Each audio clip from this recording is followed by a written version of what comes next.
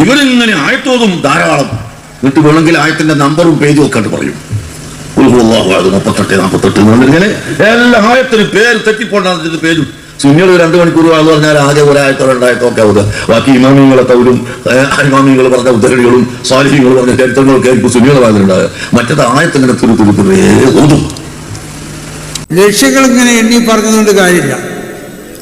ഏത് ലക്ഷ്യങ്ങൾ എണ്ണി കുറേ ആയത്ത് വായിച്ചു, കുറേ ഹദീത്ത് വായിച്ചുകൊണ്ട് ഇങ്ങനെ ജനങ്ങളെ അതിൻ്റെ ഒക്കെ ഇടയിലിട്ട് അവരെ കുപ്പിയാക്കുകയോ അവരെ കുത്തിത്തിരിപ്പിയാക്കുകയോ അവരെ വട്ടം കറക്കുകയും ചെയ്യലല്ല ഞങ്ങളെ പണി. ആ പണിയോട് ഞങ്ങൾ പിരിയുന്നു. ഖുർആൻ ധാരാളമായി ഓതുകയും ഹദീസ് ഉദ്ധരിക്കുകയും ചെയ്താൽ ജനങ്ങൾ വട്ടം കറങ്ങുക ചെയ്യാ. അള്ള പറയണെന്നറിയോ? ഖുർആൻ ധാരാളമായി ഓതിക്കൊടുത്ത വട്ടം കറങ്ങല്ല, ഓലെ കൽബ് നന്നാകുകയാണെന്നാണ് അള്ള പറയുന്നത്. അത് ഞങ്ങൾ പഠിച്ചുകൊണ്ടാണ് നിങ്ങൾ ഖുർആൻ കൂടുതൽ ഓതുന്നത്. ജിഫ്രി മുത്തുക്കോയ തങ്ങൾക്ക് ഖുർആനും ഹദീസ് ഉദ്ധരിക്കുമ്പോൾ വെറലി പിടിക്കുന്ന എന്തിനാ മക്കളെ? എന്തിനാ? ചിന്തിക്ക്.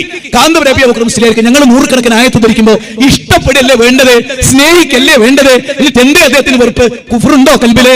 കാന്തപുരത്തിന്റെ കൽബിൽ കുഫറുണ്ടോ? പരിശോധിക്ക്. വക്കാലല്ലദീന കഫറു, വക്കാലല്ലദീന, വക്കാല അവർ പറഞ്ഞു. ആര്? അല്ലദീന ഒരു കൂട്ടർ. ആര്? കാഫറുകളായ ഒരു കൂട്ടർ പറഞ്ഞു. വക്കാലല്ലദീന കഫറു ലാ തസ്മഉ, നിങ്ങൾ കേൾക്കരുത്. എന്ത്? ലിഹാദൽ ഖുർആന, ഈ ഖുർആൻ കേൾക്കരുത്.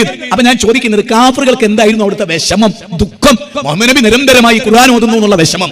അപ്പൊ അവരെന്താ പറയുന്നത്? അതൊരു കേട്ടോളി. എന്താ അവർ പറയുന്നത്? ഖുർആൻ ഓതുന്നിടത്ത് കൂക്കി ബഹളം ഉണ്ടായിക്കോളി. ഖുർആൻ തന്നെ ഉദ്ധരിക്കപ്പെടുകയാണെങ്കിൽ നമ്മൾ ജയിക്കൂല, നമ്മുടെ വിശ്വാസം ജയിക്കൂല. അള്ള കൊടുത്ത കൈവന്ന് അമ്പിയാക്കളോട് തേടാം എന്ന നമ്മുടെ വാദം ഖുർആന്റെ മുമ്പിൽ തോറ്റുപോകും. അതുകൊണ്ട് മുഹമ്മദ് നബിയെ ഖുർആൻ ഓതാൻ നിങ്ങൾ വിടരുത്.